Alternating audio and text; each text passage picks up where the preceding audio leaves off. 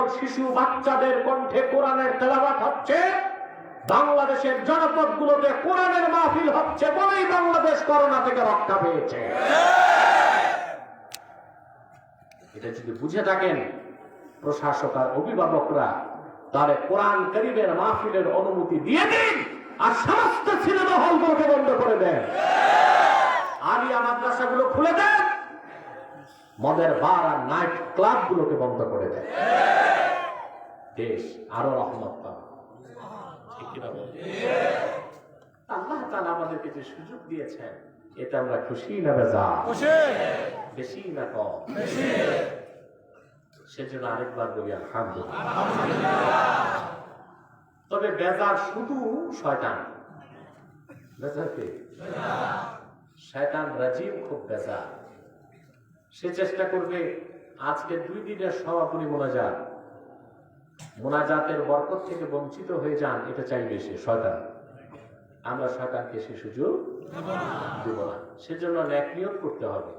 নেক নিয়ত হচ্ছে কিছুক্ষণ পরে আজকের মোনাজাত করে গুনাহ মাফ করে নিষ্পাপ বেহেশতি আল্লাহওয়ালা হয়ে বাড়ি যেতে চায়। কারা কারা হাত তুলে আল্লাহ তাআলা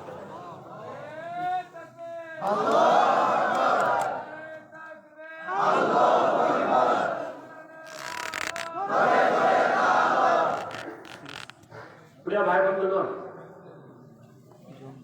আমি একটু শারীরিক ভাবে ক্লান্ত এবং অসুস্থ, আপনারা দেখতে পাচ্ছেন। খুব জোরে কথা বলতে পারবো না, আস্তে আস্তে কথা বলবো, আপনাদের বুঝতে হবে, ঠিক কিনা?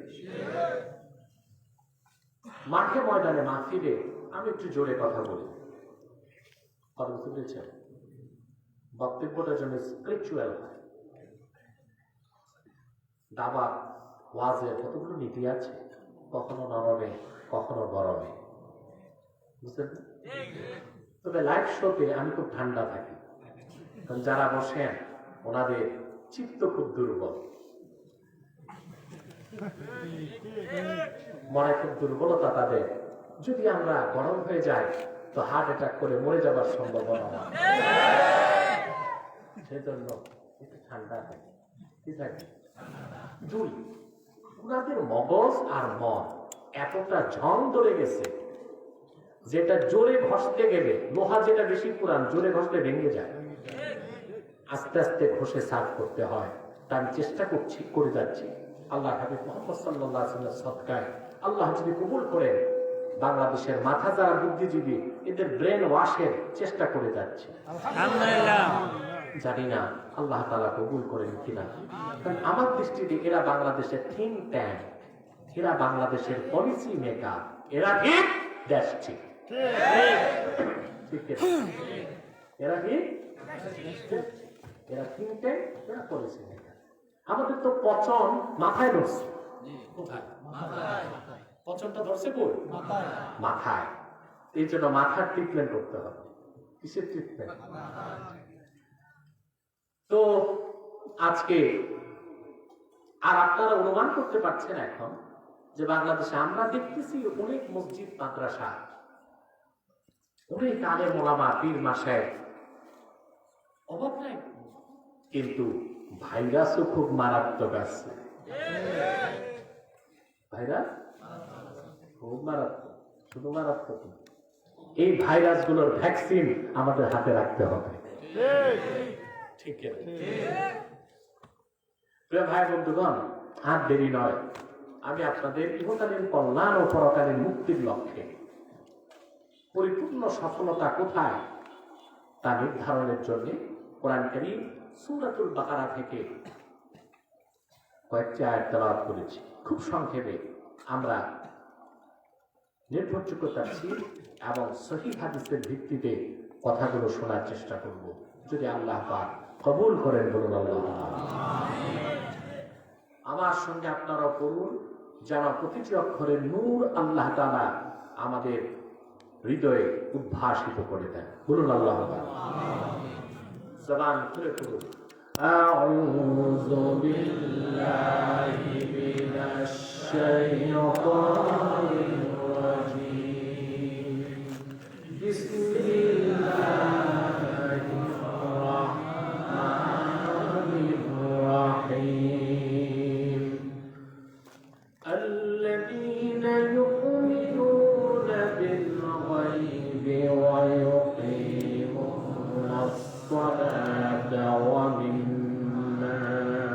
رزقناهم ينفقون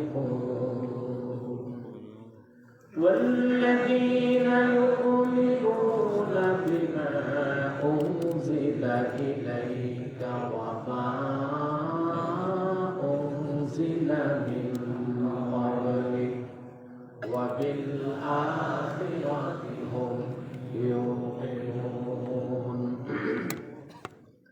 أولئك على هدى من ربهم وأولئك هم المفلحون صدق الله العظيم وصدق رسوله النبي الحبيب الكريم ونحن على ذلك من الشاهدين والشاكرين والحمد لله رب العالمين আল্লাহ পাক বলেন আল্লাযীনা ইউমিনুনা বিল গায়ব, যারা বিশ্বাস স্থাপন করে গায়বের উপর, ওয়া ইউকিমুনাস সালাহ, অতঃপর ৫ ওয়াক্ত নামাজ যথারীতি আদায় করে, ওয়া মিম্মা রাযাকনাহুম ইউনফিকুন, আই মিম্মা আ'তাইনাহুম ইয়াতাসাদ্দাকুন, আমি তাদেরকে যা রিজিক হিসেবে দান করেছি তার থেকে তারা খরচ করে, নিজের জন্য, দিনদারের জন্য, দিনের জন্য।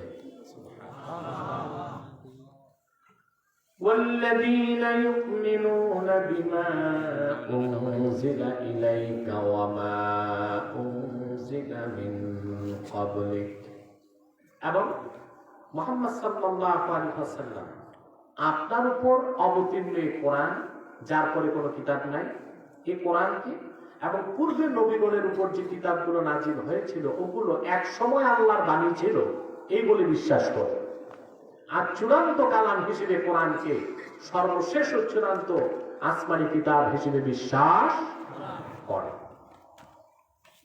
ওয়াবিল আখিরাতি হুম ইউকিনুন, এবং তারা পরকালকে বিশ্বাস করে। পরকালকে তারা মুমিন, তারা কি? আল্লাহ পাক বলেন উলাইকা আলা হুদাম মির রাব্বিহিম ওয়া উলাইকা হুমুল মুফলিহুন, তাই তাদের রবের প্রদত্ত হেদায়েতের উপর প্রতিষ্ঠিত এবং তাই চূড়ান্তভাবে সফল। বলেন সুবহানাল্লাহ।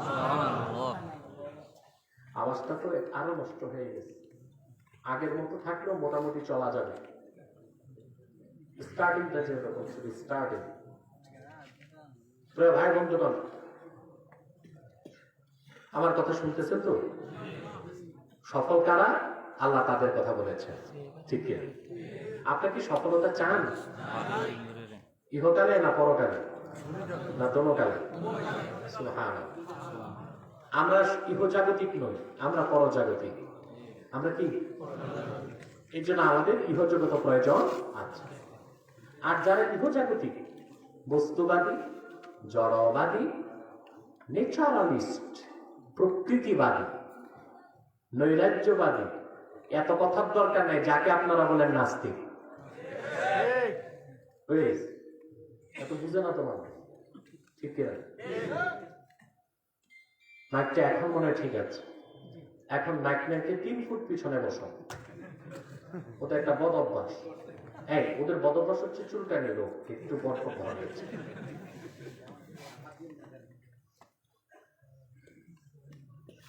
জড়বাদী যারা, ইহজাগতিক যারা, বুঝলেন? আমি একটা ব্যাখ্যা দিয়েছিলাম আরেকটি লাইভ শোতে, আপনারা দেখেছেন। সেকুলারিস্ট কাকে বলে? ইহজাগতিক, যে পরকাল বিশ্বাস করে। দেখেছিলেন আপনি? জি। আগের লাইভ শোটা দেখেছিলেন? জি জি। অনেক ডকুমেন্টস দিয়ে আমি দিয়েছিলাম, তখন ওই বুদ্ধিজীবীও উপকার পেয়ে গেছিল, আলহামদুলিল্লাহ। তার কাছে কোনো জবাব ছিল না। ওই হযরত ইব্রাহিমের কাছে নমরুদ যেভাবে ফাবুহিদাল্লাযী কাফার, হতভম্ব হয়ে গেছিল, কাফের নমরুদ ওই অবস্থায় হয়েছিল। আপনারা দেখেছেন, বাংলাদেশবাসী দেখেছে, ঠিক কিনা? এই ইহজগতে যারা বিশ্বাসী, পরজগৎ বিশ্বাস করে না, তারাই সেকুলারিস্ট, জড়বাদী, বস্তুবাদী, প্রকৃতি পূজারী, যাই বলো। আমরা ইহজগৎ প্রয়োজন আছে, কিন্তু আমরা পরজাগতিক। আমাদের সবকিছু পরজগতের জন্য। সেজন্য লক্ষ্য করে দেখুন, কোরআন কারীমে আল্লাহ পাক সবচেয়ে প্রিয় দোয়া শিখালেন, রব্বানা আতিনা ফিদ দুনিয়া হাসানাতান ওয়া ফিল আখিরাতি হাসানাতান ওয়া কিনা আযাবান নার। আয় আমাদের রব, দুনিয়াতে তুমি আমাদেরকে হাসানা প্রদান করো, আখিরাতে হাসানা প্রদান করো, জাহান্নামের আগুন থেকে বাঁচাও।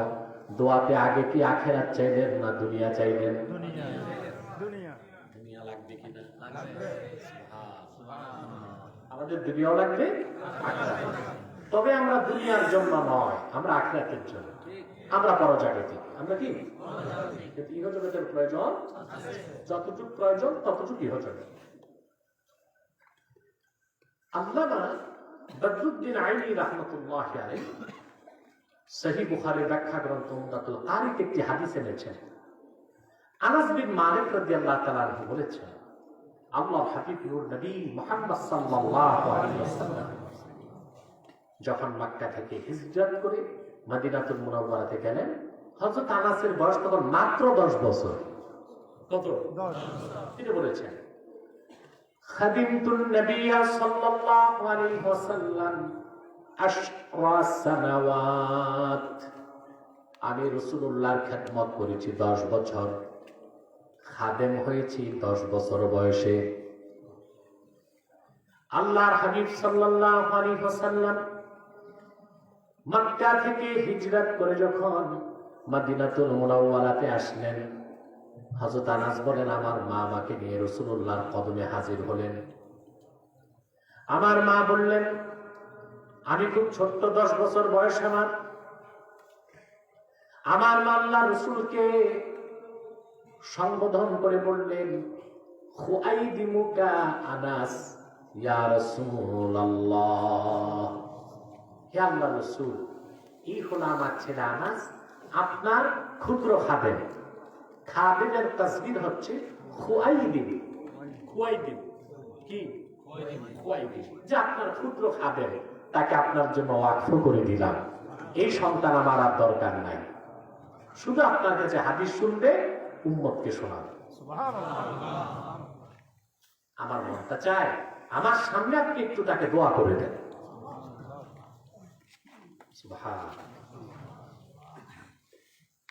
হাদিস সাক্ষী আল্লাহর হাবিব হযরত আনাস বিন মালিকের মাথায় হাত দিয়ে দোয়া করলেন। কি চমৎকার দোয়া! আপনাদেরকে আমি শিখাই যাই, সব সময় দোয়া আল্লাহর কাছে এই 4টা জিনিস চাইবেন। মনে থাকবে নাকি?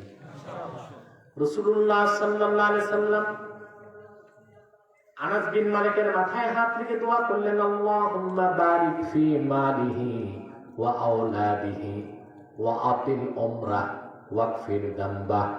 আল্লাহ, তুমি আনাসের মালে বরকত দিয়ে দাও, তার আওলাদে বরকত দিয়ে দাও, আনাসের হায়াত লম্বা করে দাও, আর আখিরাতে গুনাহগুলো maaf করে দাও। সুবহানাল্লাহ, সুবহানাল্লাহ।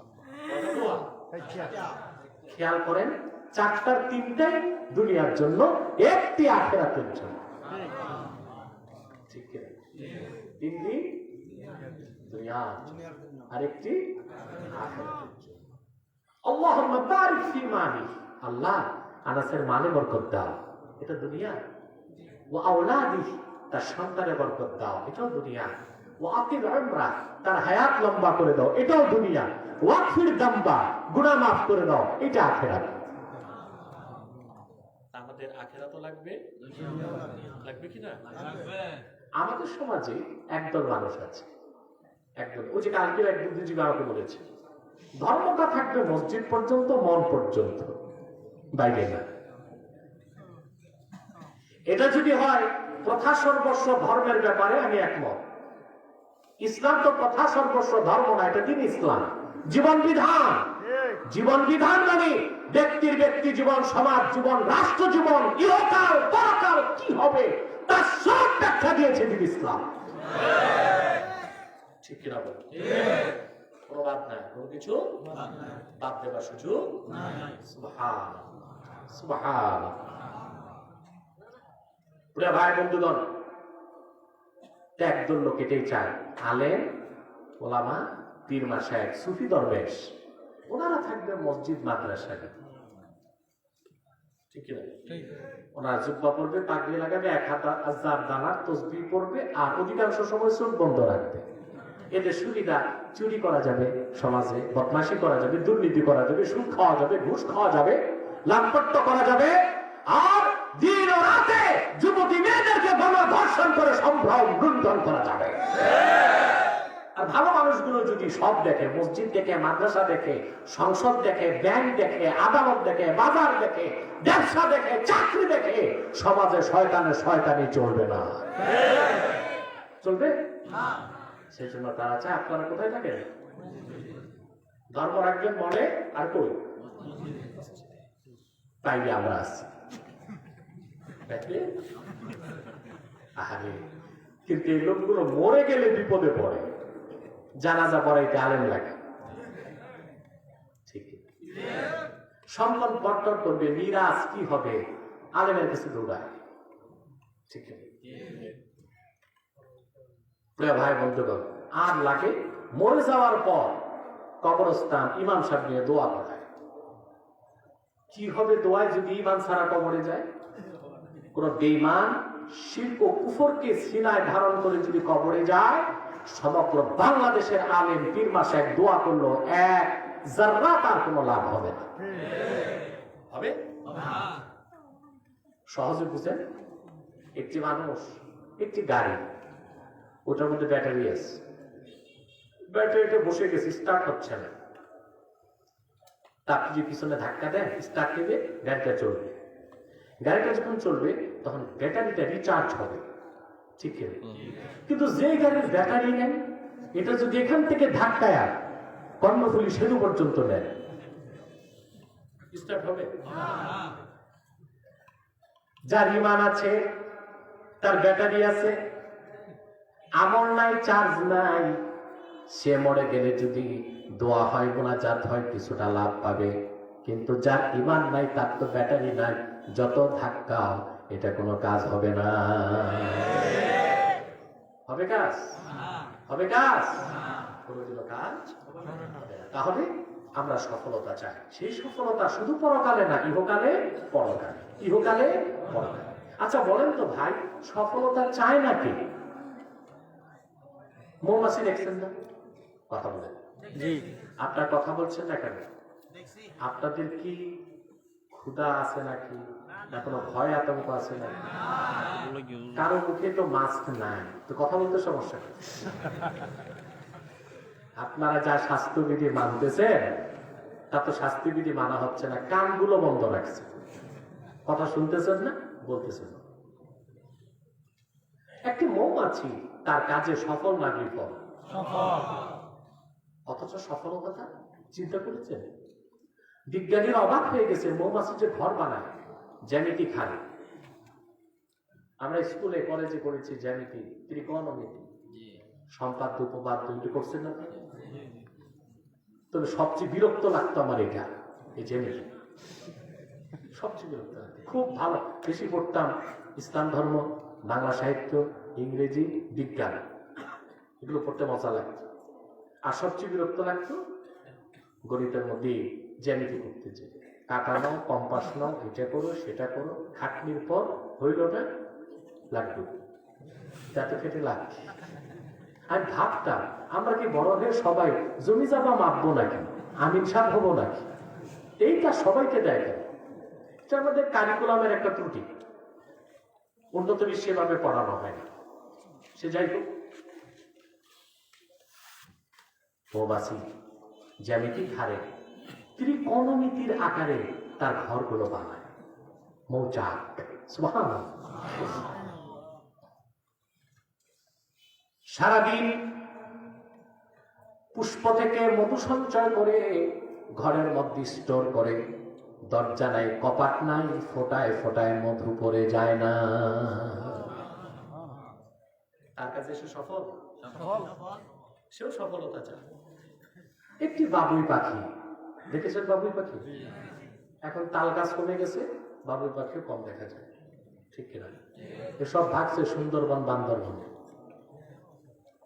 তাল গাছ কমে গেছে, ঘর বানাবে কোথায়? একটি বাবুই পাখি সুনিপুণ দক্ষতায় তার ঘরটা বানায়। ঘরটাও কি ফ্লেক্সিবল, যত বাতাস আসুক এটা ভাঙবে না। কি সুনিপুণ দক্ষতায় সে ঘরটি বানায়। আর সেটার আপনার এক্সিট হচ্ছে উপরের দিক, এন্ট্রি হচ্ছে নিচের দিক। ওখানে পাখি ঘুমায়, ডিম পারে, পরেও যায় না। সুবহানাল্লাহ। আমি তো বলি, যত প্রকৌশল বিশ্ববিদ্যালয় আছে বাংলাদেশে, বুয়েট, চুয়েট, রুয়েট, ডুয়েট, সবগুলো ইঞ্জিনিয়ারের মাথায় এক জায়গায় করলো বাবুই পাখি ঘরের মধ্যে একটা ঘর বানাতে পারছে। এটা সফল সে, ঠিক কিনা? একটি বিড়াল একবার গাছে উঠতে পারে না, বারবার চেষ্টা করে। প্রতিটি মানুষ তো বটে, ইতর প্রাণীও সফলতা চায়। কি চায়? আর সবচেয়ে বেশি সফলতা চায় মানুষ। কিন্তু মানুষ ব্যর্থ যে সফলতা কোন পথে তা সে খুঁজে পায় না। এখানে এসে সে ধরা পড়ে যায়। মিথ্যাশ্রিত ধর্ম, বিকৃত মন্ত্র, ইজামতন্ত্র মতবাদের পিছনে দৌড়ে জীবন শেষ। ইহকালও শেষ, পরকালও শেষ। জীবনটা ব্যর্থ, ঠিক কিনা? সফলতা কোথায়? কোরআন কারীমের সূরা বাকারাতে আল্লাহ পাক বলে দিয়েছেন, মানুষ যদি ইহকাল ও পরকালে সফল হতে চায়, প্রথম যে পুঁজি তার দরকার তার নাম হলো ঈমান। ঈমান সফলতার জন্য প্রথম প্রয়োজন নির্ভেজাল, বিশুদ্ধ এবং পরিপূর্ণ ঈমান। ঈমান যার আছে সে সফল হয়ে গেল। আমল যত বাড়বে সফলতা তত বাড়বে। সুবহানাল্লাহ বলবেন না? আপনার কে কে ঘুমাচ্ছেন একটু হাত তুলে আমাকে দেখান।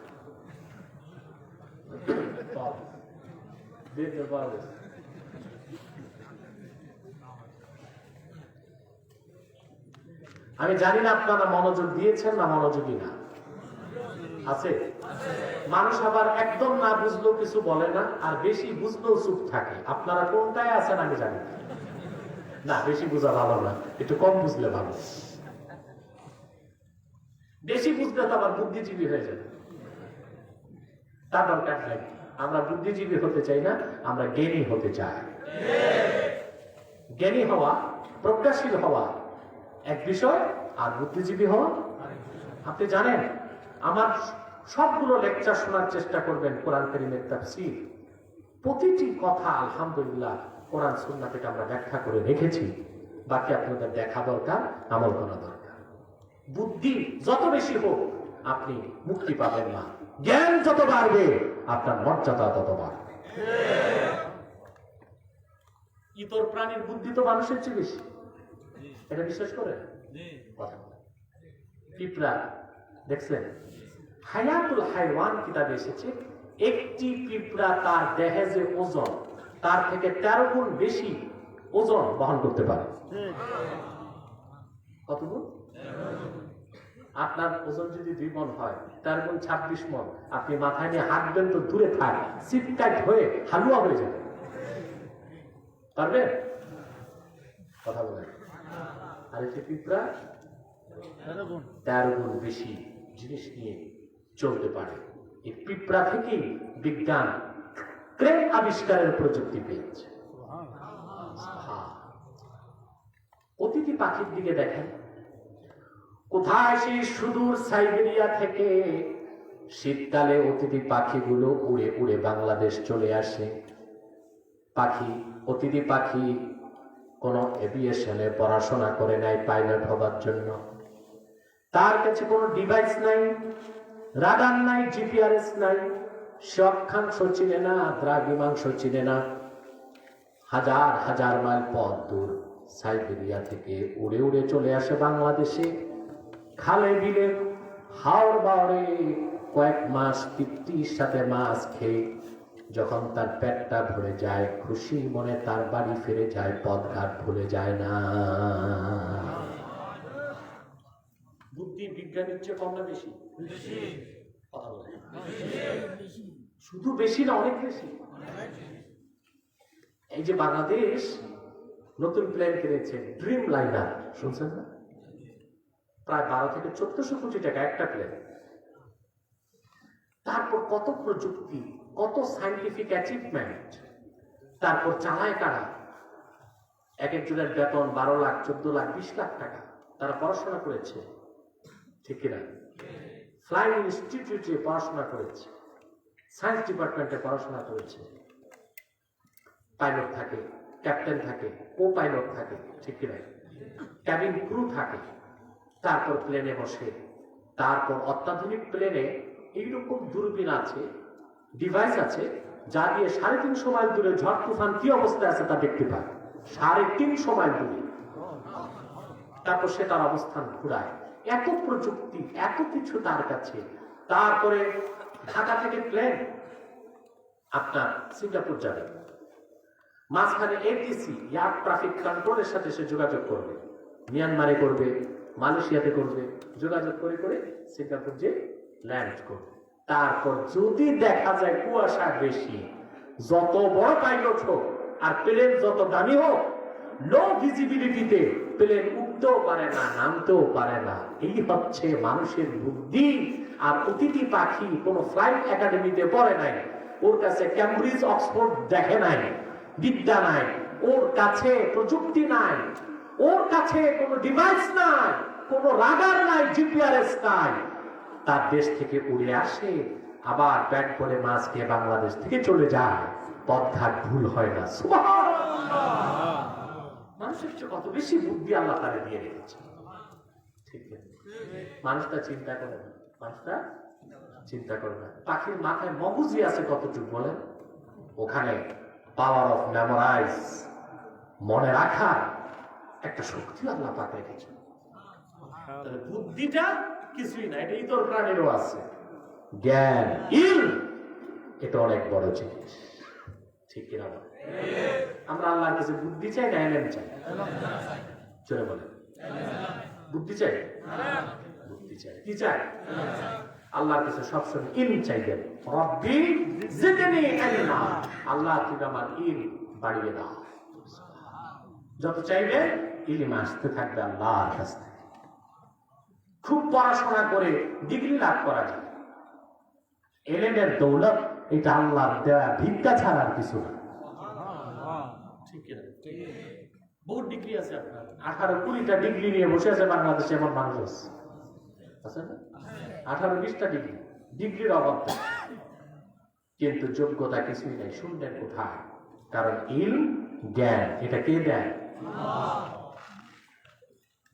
তাই আপনারা সফলতা চান?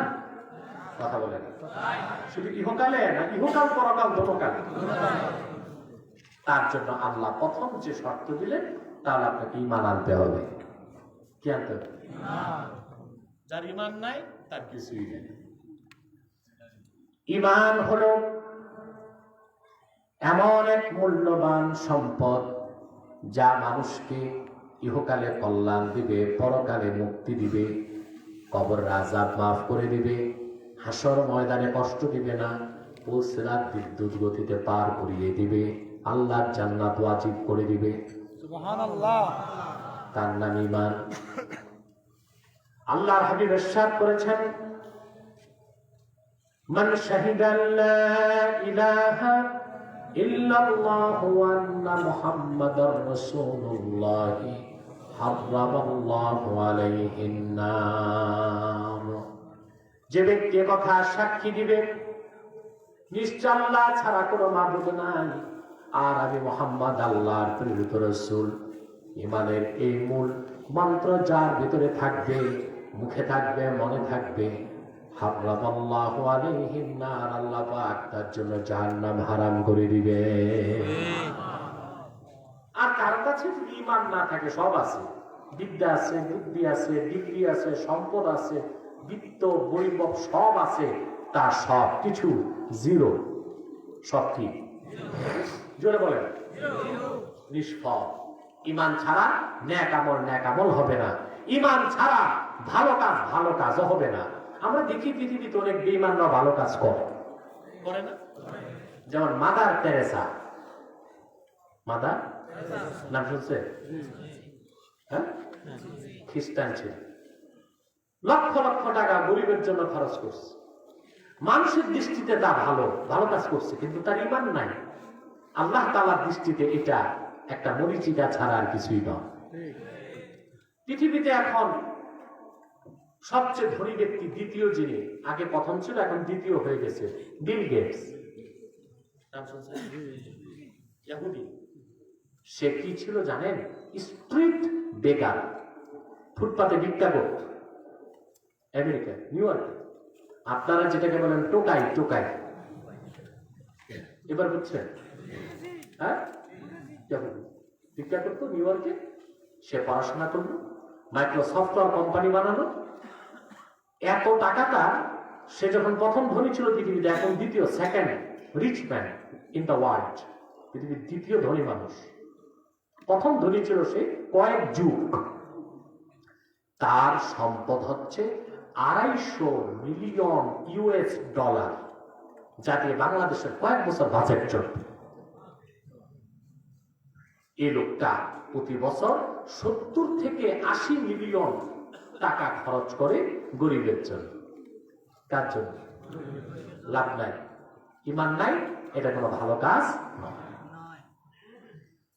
ঈমান না এনে কেউ যদি নেক আমল করে, ভালো কাজ করে, তার অবস্থাটা আল্লাহ পাক সূরা নূরে বর্ণনা করেছেন কি রকম। আল্লাহ পাক বলেন, ওয়াল্লাযীনা কাফারু আ'মালুহুম কাসারাবিন বিকিয়াতিন ইয়াহসাবুহুজ যামআনু মাআ।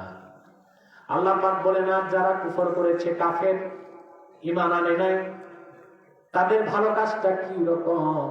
মরুভূমির মধ্যে পানি হারা মানুষ যেমন পিপাসার যন্ত্রণায় পানি কোথায় আছে তাকায়, হঠাৎ সূর্যের আলোতে মরুভূমির মধ্যে যখন বালুর মধ্যে আলো পড়ে, মরিচিকা চকমক করে দূর থেকে পানি মনে হয়।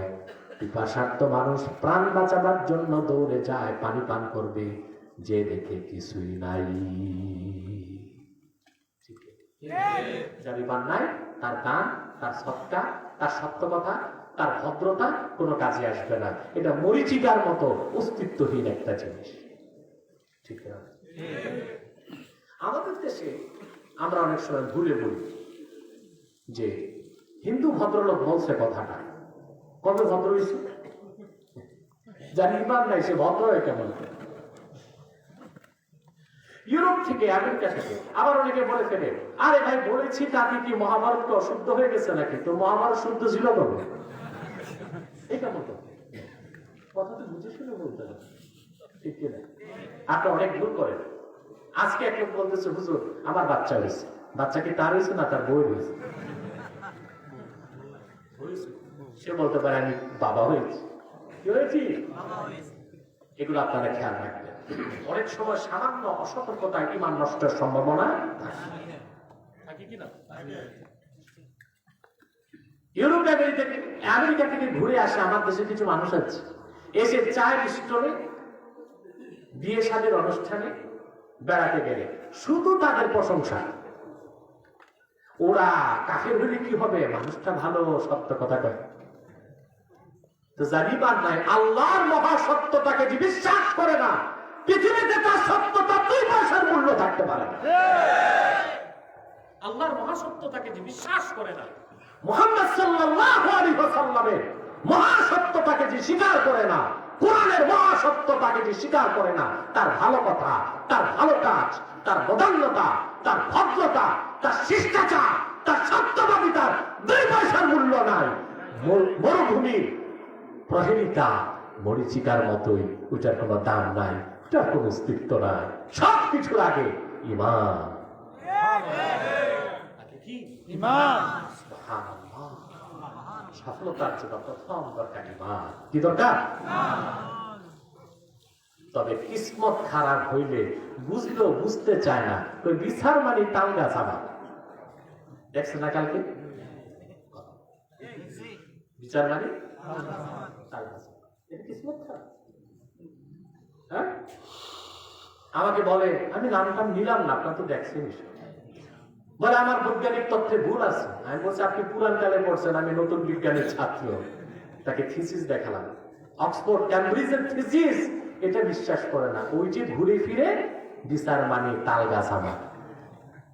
আচ্ছা বলেন তো ভাই, 2 আর 2 কত? আর একজন বলতেছে না 2 আর 2 3। এটার কি ওষুধ আছে? এটার মাথায় সমস্যা, পাবনা ভর্তি করতে হবে, না একটু থেরাপি দিলে শয়তান বেরিয়ে যাবে। ঠিক সবকিছু সফলতার মূলে কি? যে বলতে কি? এখন বলবেন হুজুর ঈমান কি? প্রশ্ন আসে না? আমি যদি এখন থেকে ফজর পর্যন্ত সংজ্ঞা দিই, ঈমান বুঝাইতে পারবো না। আর একটি বাক্যে আমি পুরো ঈমানের সংজ্ঞাটা দিতে পারবো। মুহাদ্দিসগণ বলেন, বিশেষ করে ইমাম আযম বলেছেন, আল ঈমান হুয়া মুজাররাদু তাসদীকিন নবী মুহাম্মদ সাল্লাল্লাহু আলাইহি ওয়াসাল্লাম বিমা জাআ বিহি মুহাম্মাদুন সাল্লাল্লাহু আলাইহি ওয়াসাল্লাম উলিমা যারুরাতান। আল্লাহর হাবিব নবীজি মুহাম্মদ সাল্লাল্লাহু আলাইহি ওয়াসাল্লামের রিসালাতকে বিশ্বাস করার নাম হলো ঈমান। মুহাম্মদ সাল্লাল্লাহু আলাইহি ওয়াসাল্লাম আল্লাহর পক্ষ থেকে ১৫০০ বছর আগে যা কিছু বলেছেন, করেছেন, এনেছেন, তার সবটুকু ধারণ করেছে কোরআন আর সহিহ হাদিস, বিশুদ্ধ হাদিস। সেই কোরআন আর সব হাদিসকে বিনা প্রশ্নে বিশ্বাস করার নাম হলো ঈমান। নাম কি? ঈমান। এই কোরআনের ৬৬৬৬ আয়াতের কোন একটি বাক্যের একটি শব্দকে কেউ যদি অস্বীকার করে, আর রাসূলুল্লাহর হাদিসগুলোর মধ্যে যদি মুতাওয়াতির কোন হাদিসকে অস্বীকার করে, তাকে আমরা বলি অবিশ্বাসী। তার কাছে শুনতে খারাপ লাগলো, শরীয়তে তার নাম কাফের।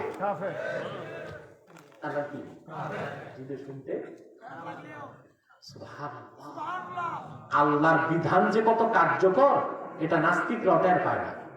একটা লোককে নাস্তিক বলবেন, খেপবে না, বুঝলেন? মুশরিক খেপবে না। কাফের বললেন তুমি তো কবর মানো না, হাসর মানো না, কাফের বললে তোমার সমস্যা কি? কিন্তু এই কথা যে কি অ্যাকশন আছে এটা বোঝা যায়, ঠিক কি না? কথা বলেন, এই কথায় যে কি অ্যাকশন আছে এটা বোঝা যায়। কথা বুঝতেছেন? তাহলে ঈমানটা বুঝতে পেরেছেন? কোরআনের শুরু থেকে শেষ প্রতিটি বাক্যের, প্রতিটি শব্দের, প্রতিটি অক্ষর বিনা প্রশ্নে বিশ্বাস করলে আপনি মুমিন, আপনি মুসলিম। আর যদি আপনি একটা আয়াতকে অস্বীকার করেন, একটি আয়াতের একটি শব্দের একটি অক্ষরকে কোরআন জানার পরে অস্বীকার করেন, আপনি বেঈমান, কাফের। ঠিক কিনা? আমার প্রিয় ভাই বন্ধুগণ, এই কোরআন কারীম সুবহানাল্লাহ, সবকিছু প্রমাণ করার মানদণ্ড কোরআন। কোরআনকে প্রমাণ করার কিছু নাই, আছে?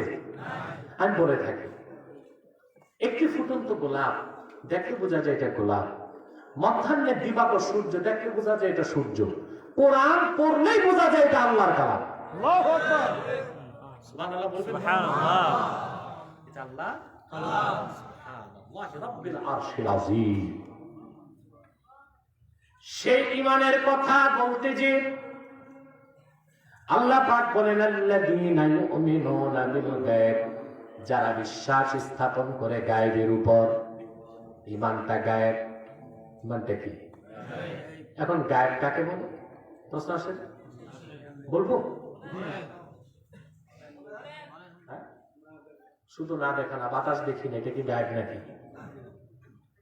এটি ভুল সংজ্ঞা, বা আমাদের অসচেতন আলেমদের ভুল ব্যাখ্যা। অদৃশ্যকে বলে গায়েব। আশ্চর্য কথা, অদৃশ্য যদি গায়েব হয় তো রুহু তো দেখি না, অনুভব করি। রুহু যদি গায়েব হয় তো সলিমউদ্দিন হাটে কেন? বাতাস লাগতেছে গায়ে, এটা ভিজিবল না ইনভিজিবল? দৃশ্যমান না অদৃশ্য? কথা বলে না। এটা কি গায়েব? যদি না দেখাতেই গায়েব হয় তো বাতাসকে গায়েব বলতে হবে। বাতাস যদি গায়েব হয় তো নাকি দিয়া ঢুকে কি না। বিশ্ববরণ্য মুফাসসির ইমামে খাজেন তাফসীর খাজেনে তাফসীর করেছেন কুল্লু মা গাবা আন হাওয়াসিল খামসা, প্রত্যেক সেই জিনিস যা পঞ্চ ইন্দ্রিয় থেকে দূরে তার নাম গায়েব। ইন্দ্রিয় কয়টা? পাঁচটা। কয়টা? চক্ষু, কর্ণ, জিহ্বা, নাসিকা মানে নাক। আপনারা কি বলেন? নাক। ও আমাদের সাথে আপনাদের অনেক কিছুই তো মিল আছে। আপনারা যখন কথা বলেন চিরাঙ্গা ভাষায় তখন আমাদের একজন ট্রান্সলেটর লাগে। আমরা বুঝি না এটা বাংলা না ফ্রান্সিস না ডাচ, বুঝি না। ইংলিশ হলে তো বুঝি, ঠিক কিনা? আঞ্চলিক, শুধু আঞ্চলিক না, চরম আঞ্চলিক। আমরা নারায়ণগঞ্জের মানুষ কুমিল্লার কথা বুঝি, একটু পার্থক্য আছে। নোয়াখালীটা বুঝি, আমরা বলি ধরেছি, ওরা বলে ধরছে। আমরা বলি করছে, ওরা বলে করছে, ঠিক কিনা? বুঝা যায়? হ্যাঁ, আমরা বলি বাড়ি কোথায়, বরিশালের লোকটা বাড়ি কমবে মনু, বুঝা যায়। কিন্তু আপনাদের চট্টগ্রামে এসে আপনারা যে পারস্পরিক কথা বলেন এটা ডিকশনারি ছাড়া আমরা বুঝতে পারি।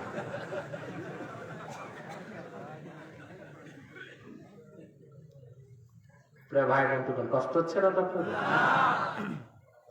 বসে লাভ কি? কষ্ট না হলে সওয়াব নাই। কষ্ট হচ্ছে, মিষ্ট লাগে। কোরআন কারীমের সাথে যে কষ্ট, ওটার মজাটাই তো ভিন্ন, ঠিক কিনা? তাহলে ঈমান হবে গায়েবের উপর। কিসের উপর? সব আমি রিওয়াইন্ড করছি কথাগুলো যেন ধরে রাখতে পারে। সফলতার জন্য ইহকাল পরকালে প্রথম কি দরকার? ঈমান। সে ঈমান হবে বিল গায়েব। বিল গায়েব। গায়েব কি? পঞ্চেন্দ্রিয় যা ধরতে পারে না, দেখতে পারে না, সেটা গায়েব। অনুভব করতে পারে না, অনুমান করতে পারে না, সেটার নাম গায়েব। বুঝলেন আমার ভাইয়েরা? এখন আসেন, আমাদের বিশ্বাসের মানদণ্ড আল্লাহর কোরআন, আর যারা অবিশ্বাসী তাদের বিশ্বাসের মানদণ্ড বিজ্ঞান। সেজন্য আমাদের অবস্থান কোথায়, তাদের অবস্থান কোথায় একটু চিন্তা করেন। বিজ্ঞান হলো সসীম, লিমিটেড, কোরআন হলো অসীম। সসীম দিয়া অসীমকে যাচাই করবেন না অসীম দিয়া সসীমকে যাচাই করবেন? অসীম দিয়া সসীমকে যাচাই করবেন। কারণ বিজ্ঞানের যত জ্ঞান এক করবেন সব লিমিটেড, সসীম। আমি তো বলে আমি এই বছর বলতেছি, এখন বলে যাচ্ছি, বিজ্ঞানের যা আছে 70% রূপ কথা। ও যে বাচ্চারা গল্পের বই পড়তো না, ঠাকুরমার ঝুলি করেন। আমি অনেক গল্প উপন্যাস পড়েছি ছাত্র জীবনে, বুঝলেন? আমি যদি উপন্যাস লিখতাম তো বাংলাদেশের বড় একজন ঔপন্যাসিক হতে পারতাম। দেখছি এগুলো কিচ্ছু নাই। 200 পৃষ্ঠার বই উপন্যাসে ভরা, বড় বড় লেখকের, শিখার মতো কিচ্ছু নাই। আছে কিভাবে বদমাশি করে আরেকজনের মেয়েরে ভাগায় বিয়ে করা যায়। 200 পৃষ্ঠার উপন্যাসে পড়লে একটা শিক্ষা পাওয়া যায়। এই 200 পৃষ্ঠায় কিভাবে আরেকটা মেয়েরে, বুঝলেন, ফুসলায় ফাসলায় ধোকা দিয়া বোকা বানায় তারপরে বিয়ে শাদী করা যায়। এই 200 পৃষ্ঠার সাবস্টেন্স এটা। এগুলো পড়তে পড়তে যুবকরা রাত পার করে দিচ্ছে, ঠিক কিনা? বাংলাদেশে ধর্ষণ কি এমনি বাড়ছে নাকি? স্যাটেলাইট চ্যানেলের মাধ্যমে, পর্নো ছবির মাধ্যমে, অশ্লীল সিনেমার মাধ্যমে আমার যুবকদের নৈতিক অবক্ষয় করানো হচ্ছে। লিটারেচারে, উপন্যাসে, নাটকে, ছবিতে, আকাশ সংস্কৃতির আগ্রাসনে বাংলাদেশের যুবকদের চরিত্র নষ্ট হয়ে যাচ্ছে বলেই দেশে খুন বেড়েছে, কিশোর গ্যাং বেড়েছে, নেশা বেড়েছে, সন্ত্রাস বেড়েছে, গণধর্ষণের ঘটনা ঘটে চলছে বাংলাদেশে। তা থেকে যদি বাংলাদেশকে মুক্ত করতে চাও, প্রাইমারি থেকে মাস্টার্স পর্যন্ত আল্লাহ কোরআনের শিক্ষাকে বাধ্যতামূলক করতে হবে, হাদিসের শিক্ষাকে বাধ্যতামূলক করতে হবে।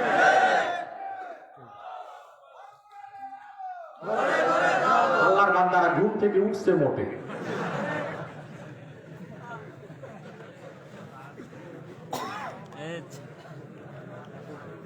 প্রিয় ভাই বন্ধুগণ, আমার দেশের বুদ্ধিজীবীরা এখন চাচ্ছে মাদ্রাসা, কওমি মাদ্রাসা আলহামদুলিল্লাহ দর্শে নেজামিতে এখনো খুব মজবুত পড়াশোনা আছে, ঠিক কিনা? শুধু সার্টিফিকেট না নেওয়ার কারণে এই যে সার্টিফিকেটের যে চিন্তা হয়েছে ব্যাপার, এটার পক্ষে আমি নৈতিকভাবে নই। এই সার্টিফিকেটের মানে আলিয়ার মতো দুর্বল করে দেওয়া হবে। সব জায়গায় যদি ডিগ্রি আর সার্টিফিকেট খুঁজি, এলএমের ধারক হবে কারা? ঠিক কিনা?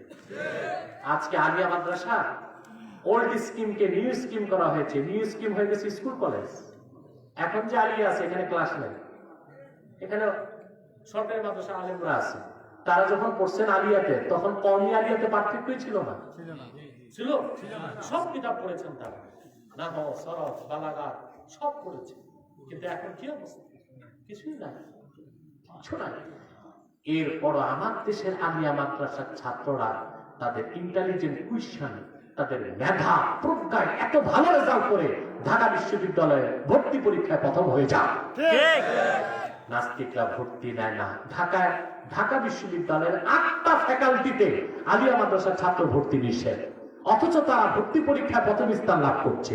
যদি যোগ্যতা নাই থাকে, তোমার স্কুল কলেজের ছাত্রকে যারা তাদের সাথে প্রতিযোগিতায় প্রথম হয়েছে কি যোগ্যতা ছাড়া, কিন্তু ভর্তি হতে দেয় না। এটা ঈর্ষা, এটা হিংসা, এটা বিদ্বেষ। তারা বলে আলিয়া মাদ্রাসায় যে বিজ্ঞান পড়ে, অঙ্ক পড়ে, তা পর্যাপ্ত না। তার মানে কোরআন হাদিসে যা আছে পুরাটা বাদ দেন, বাদ দিয়ে আমাদের ছাত্রদের মতো ডারউইনবাদী হয়ে যান, নাস্তিক হন, ইহজাগতিক হন, ঠিক কিনা? সকাল সন্ধ্যায় ইয়াবা খাবেন, মেয়েদের সতীত্ব সম্ভ্রমকে নষ্ট করবেন, তবেই তো আপনারা আধুনিক হবেন, প্রগতিশীল হবেন, বিশ্ববিদ্যালয়ে চান্স পাবেন, বড় কর্মকর্তা হবেন, দেশের কিছু একটা হইবেন। ওরা শুধু চায় শিক্ষা হবে উৎপাদনমুখী। আমরা বলি না, আমরা চাই শিক্ষা হবে নৈতিকতা মুখী প্লাস উৎপাদনমুখী। শিক্ষা হবে পরকালমুখী। যেটাও ঠিক মতো বলতে পারলেন, ঠিক কিনা? শিক্ষা কি শুধু উৎপাদনমুখী হবে না পরকালমুখী? কথা বলেন, কি হবে? পরকালমুখী হতে হবে, ঠিক কিনা? তো বলছিলাম আপনার গায়েবকে বিশ্বাস। গায়েব কাকে বলে বলতেছিলাম, বিজ্ঞানের সব জ্ঞান এক করবে, এটা লিমিটেড, কোরআন আনলিমিটেড। সব ভাষায় আপনাকে বুঝাই দিচ্ছি ভাইরা, বিজ্ঞানী বলুন, দার্শনিক বলুন, ডাক্তার বলুন, ইঞ্জিনিয়ার বলুন, সমাজ সেবক, রাষ্ট্রের সেবক, যে কোনো বিদ্যার মাধ্যমে মানুষ জ্ঞান অর্জন করুক, জ্ঞান অর্জন করার মাধ্যম মাত্র 5টা: চোখ, কান, নাক, চামড়া এবং জিহ্বা। পঞ্চ ইন্দ্রিয়ের বাইরে মানুষ জ্ঞান অর্জনের কোনো মাধ্যম তার কাছে নাই। আছে? এখন আপনি বলুন, বিজ্ঞানী, দার্শনিক, প্রযুক্তিবিদ, তাদের যে জ্ঞান অর্জনের মাধ্যম 5টা, এই 5টার ক্ষমতা কি অসীম না সসীম? মেডিকেল সায়েন্স বলে একটি মানুষ খালি চোখে শুধু দেখতে পায় মাত্র 21 মাইল। কত? 21 মাইল। এটা বেশি না কম? একটা ঈগল দেখে কয়েক সময়, একটা মানুষ দেখে। হ্যাঁ, বিপরীত দিক থেকে যদি আলো রিফ্লেক্স থাকে ওটা ভিন্ন বিষয়। আমরা তো নক্ষত্র দেখি, ওটা দিক থেকে আলো আসে বলে। কিন্তু যে বিপরীত দিক থেকে আলোর রিফ্লেক্স না থাকে, একটি মানুষ শুধু দেখতে পায় 21 মাইল। আর এখন যে পরিমাণ টারবাইট এবং ফরমালিন খাচ্ছেন, এটা মনে হয় 7-8 মাইলের বেশি যাবে না। ছোট ছোট বাচ্চা, 10 বছরের বাচ্চা 2500 পরে চশমা লাগায়, এত বছর চোখের যে কি অবস্থা বুঝে যাচ্ছে, ঠিক কিনা? ভাই বন্ধুগণ, কানের ক্ষমতা কতটুকু? কোন শব্দের কম্পাঙ্ক যদি সেকেন্ডে 20,000-এর বেশি হয়, এই তীব্র আওয়াজ মানুষ কানে শুনবে না। আর কোন শব্দের কম্পাঙ্ক যদি সেকেন্ডে 20-এর কম হয়, এই ক্ষীণ আওয়াজও মানুষ শুনবে না। সেই জন্য তো কানের পাশ দিয়ে পিঁপড়া হাঁটে, পিঁপড়ার পায়ের শব্দের আওয়াজ শুনতে পান না, কারণ ওটার কম্পাঙ্ক সেকেন্ডে 20-এর কম। অপরদিকে 3.5 হাত নিচের কবরে তর্জন আছে, গর্জন আছে, আওয়াজ আছে, শুনতে পান না, কারণ কবরের আওয়াজ সেকেন্ডে তার কম্পাঙ্ক 20 লক্ষেরও বেশি। কানে শোনেন না, সেজন্য এটাই লজিস্টিক এবং সায়েন্টিফিক। কানের ক্ষমতা অসীম না সসীম? কথা বলেন। চোখের পাওয়ার অসীম না সসীম? জিহ্বা, জিহ্বায় কি খান আপনি, কি স্বাদ পান? 5 স্টারে খাইছেন কোনোদিন? জানি না, বুঝছেন? এখন আপনি 5 স্টার ঢাকাতে যদি যান, 3400 টাকা দিলে আপনি খেতে পারবেন বুফে। কত? ওখানে প্রায় 120টা আইটেম পাবেন খেতে। আপনি বুফে ঢুকবেন 3400 টাকা দিয়ে, আপনি স্বাধীন, সারা গরুর মতো যা পারেন খাবেন, নিতে পারবেন না। একটা মানুষ কি খায়? কিন্তু এই 120টি আইটেম 5 স্টারের এক জায়গায় করেন, স্বাদ আছে কয়টা? মাত্র 6টা। ঝাল, টক, মিষ্টি, ন্যানো, তেতো, পানসা।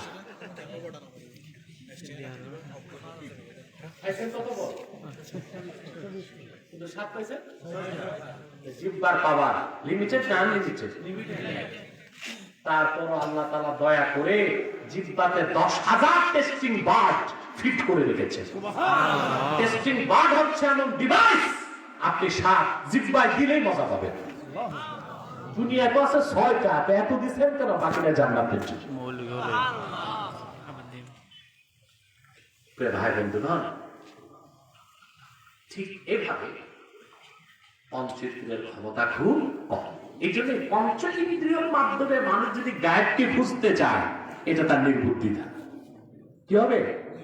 এটা কি? আমেরিকার নাসাতে মহাকাশ গবেষণা করে যারা, তাদের কাছে টেলিস্কোপ আছে। কি? বায়োস্কোপ না, টেলিস্কোপ। সেটা নর্মাল টেলিস্কোপ না, সুপার কম্পিউটারাইজড টেলিস্কোপ। নাসাতে বসে মিলিয়ন মিলিয়ন সূর্য, সূর্যটা খুব কাছে আমাদের, কত কাছে জানেন? 15 কোটি কিলোমিটার দূরে। এটা কাছে, কারণ আমরা সৌরজগতের পরিবার, ঠিক কিনা?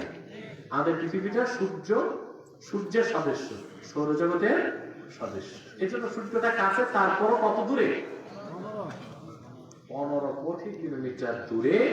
ওখান থেকে আলো আসতে সময় লাগে 8 মিনিট 20 সেকেন্ড সূর্য উঠলে, কারণ আলোর গতি সেকেন্ডে 1,86,000 মাইল। সেই জন্য সূর্য থেকে আলো পৃথিবীতে আসতে সময় লাগে কতক্ষণ? 8 মিনিট। নাসাতে বসে বিজ্ঞানীরা দেখেছে সূর্যের চেয়ে মিলিয়ন মিলিয়ন মিলিয়ন আলোকবর্ষ দূরে নক্ষত্র আছে। টেলিস্কোপে যে বিজ্ঞানী দেখে, সে যদি 2 চোখে অন্ধ হয়, তো টেলিস্কোপ দিলে কি বায়োস্কোপ দিলে কেউ কি দেখবে? ও তো নাকের আগায় যে মাছি বসছে তাও দেখবে না। তাহলে বিজ্ঞানীর জ্ঞান অর্জনের মূল মাধ্যম কি? টেলিস্কোপ না চোখ? ডিভাইস না কান? যন্ত্র না চামড়া? আর এগুলো সব ক্ষমতা কি? সসীম বিজ্ঞান দিয়া অসীম কোরআনকে জাস্টিফাই করা যাবে না। অসীম কোরআন দিয়ে সসীম বিজ্ঞানকে জাস্টিফাই করতে হবে। সেজন্য আল্লাহ যা বলেছেন বিনা প্রশ্নে মেনে নিতে হবে। ইউমিনুনা বিল গায়ব। সেজন্য আমাদের কোন একটা নাম দিয়েছে মৌলবাদী। আমরা মৌলবাদী? অবশ্যই অবশ্যই। মৌলবাদী ছাড়া কি মুসলমান হতে পারবে? মৌলবাদী মানে ফান্ডামেন্টালিস্ট। কে ফান্ডামেন্টালিস্ট? যে ফান্ডামেন্টালিজমকে বিশ্বাস করে। আপনার ইসলামের মূল ভিত্তি 5টা বিশ্বাস করেন না? কথা বলেন। ইসলামের মূলকে বিশ্বাস না করলে মুসলমান হবে?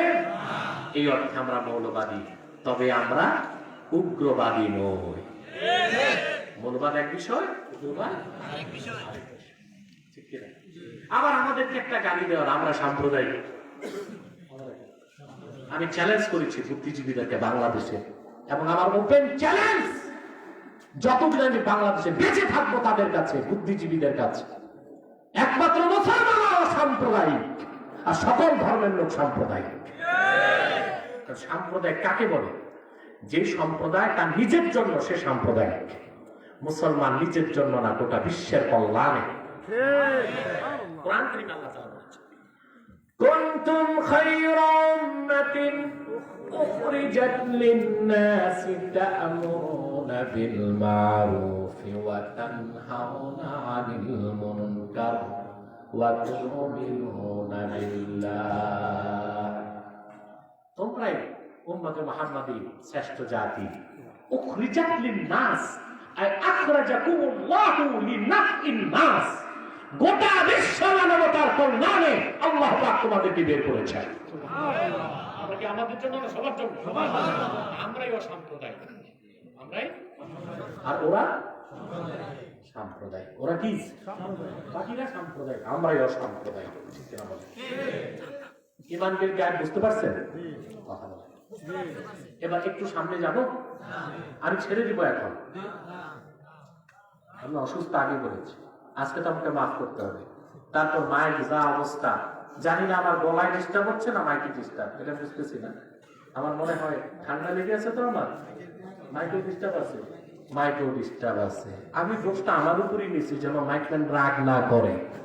কারণ এতগুলো মানুষ বসে আছে, ওর মাইকের বদনাম করলে ওর ব্যবসা তো ডান্ডি পটাশ। আমি তো তার ক্ষতিটা চাই না।